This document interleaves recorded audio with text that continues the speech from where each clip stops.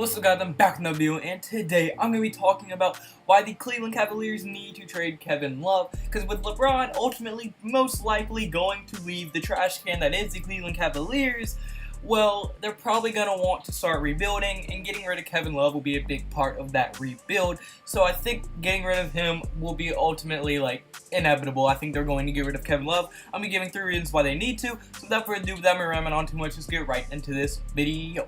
My first reason is going to be that it will help their tank, or it's going to further along and make it go faster and help their tank, make it to where they don't have to tank as many years. Because with LeBron most likely leaving, like I said earlier, they're going to tank like most teams do. When their star player leaves, they're going to tank and just try to rebuild a lot and get good draft picks. And with Kevin Love is still a good enough player to win you a couple games, you do not want that when you're trying to tank. So getting rid of any talent that is not under the age of 25, or that's above 30 and is still good enough to win you a couple games, is probably not a good thing to keep. You want to get rid of that so your draft pick is as good as possible. And I mean, they're going to be able to kind of rebuild a little bit faster with that pick that they have. I think they have the 8th pick this year from the Brooklyn Nets. And now if they can then tank next year and have a terrible season without Kevin Love, then boom, you have another pick. Now you have 2 high talented rookies. Well, one's a second-year player, the other one will be a rookie, and then you can keep rebuilding, go into free agency, pick up a few assets, and just start rebuilding from there, kind of like what the Philadelphia 76ers did.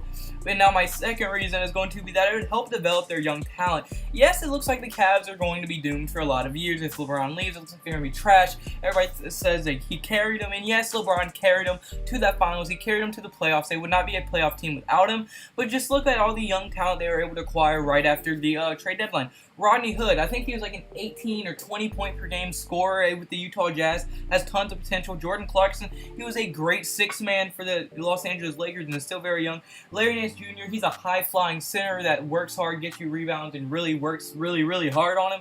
And then whoever you draft in this year's draft, there's no telling how good he can be. And without Kevin Love in the lineup, then that will free up a lot of playing time, as he does average 28 minutes per game. Kevin Love takes up 28 minutes per game that he can now distribute between all your young talent and to help them develop and maybe become a good starter in this league to help you start contending sooner rather than later. So I do think getting rid of Kevin Love is just needed for your young talent. I think if they keep Kevin Love, then it's just going to stunt the development of all that young talent. And I think Rodney Hood has the most potential out of all of them. Just look, Rodney Hood was a 20 point per game scorer at Utah.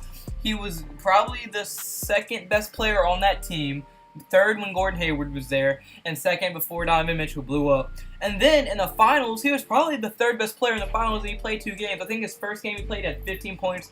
The next one he didn't have as good of a game, but he still had 8 points, and he didn't play at nearly as much minutes as some people. So I think he has tons of potential, and I think he can develop into an all-star level player, believe it or not. Yes, I know he had that whole thing where he didn't even want to play, but I mean, there was 45 seconds left in the game. There was no point even going in at that point. So I can definitely understand him from that standpoint, and I think he has tons of potential to go along with Jordan Clarkson and Larry Nance. I think they can develop into solid bench players for the Cavaliers in the future.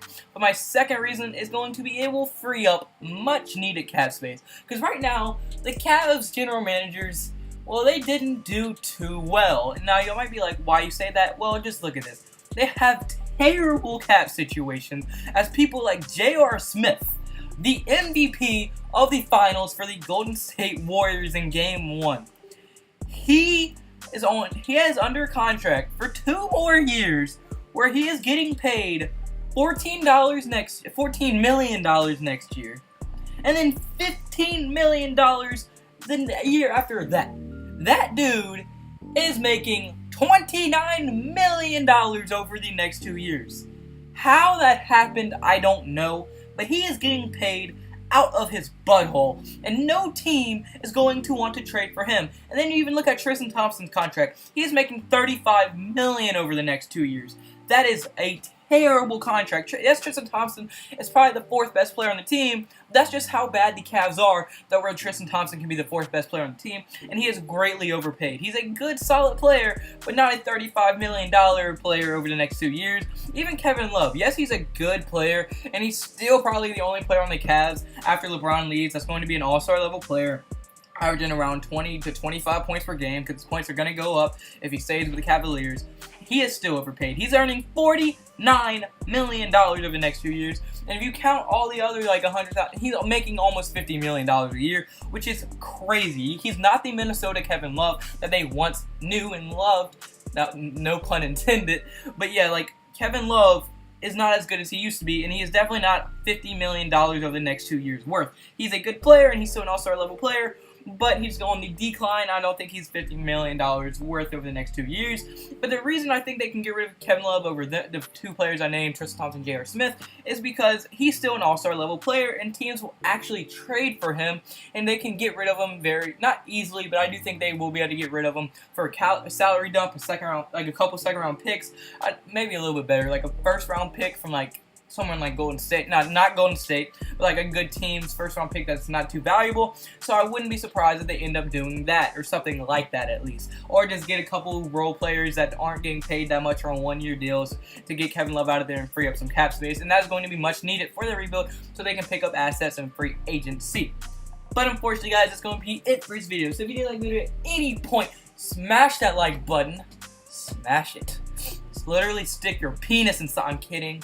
And then also hit the subscribe button if you really like the video, and hit the notifications. My last video blew up, and I can't thank y'all enough. We're at 176 subscribers. Jesus Christ, that's a big number. Thank y'all so much. I literally love y'all for that. I can't express how much I love y'all for it. If you have any video ideas you want to see me make, comment those below. I will make them for you. If I like the video, I will make them for you right away. So thank you.